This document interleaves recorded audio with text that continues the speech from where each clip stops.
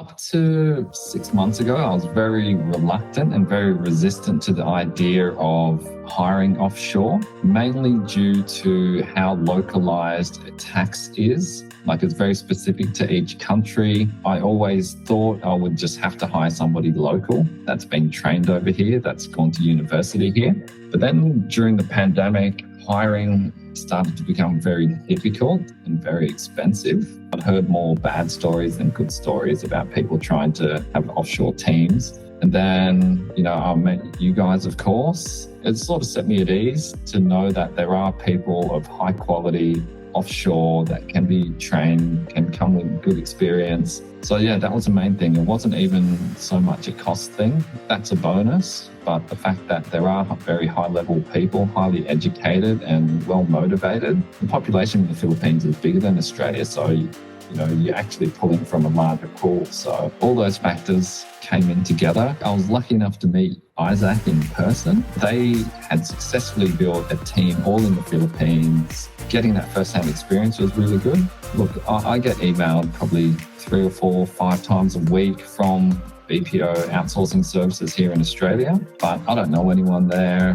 I don't like the fact that you don't have control of the employee at all. I wanted this to be a really long-term hire. I'm not hiring to fill a short-term gap or anything. I want them to become a member of our team. So hiring directly just seemed like the right thing to do. Well, if they're working for a BPO, and I don't know how they all work, so there's other factors that would determine their sort of workplace satisfaction rather than whether it's just working for us, they're working for somebody else. So there's other people that can influence how they work, and that may not align with what we do and what we like here. It's probably the biggest thing. We want people to work for us and be invested in us rather than having somebody else control that. Of course, there's a learning curve, but that's the same. I've hired people straight out of university here and they require a lot of work as well. My previous objections to the whole thing was that it would be difficult to find people of that skill level because I've mostly spoken to people who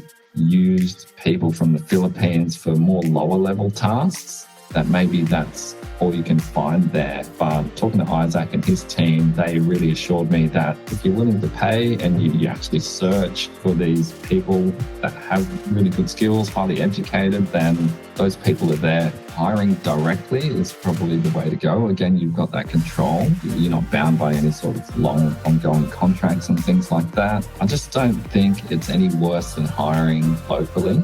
You're probably offering somebody an opportunity of a lifetime in those countries. I feel good about that. I wonder how people are treated in those BPOs, whether they're valued. If we hire directly, then they sort of become part of our team, they're part of our culture and all the good things that come with that. We can be a bit more individualized, I guess. What's the worst that can happen?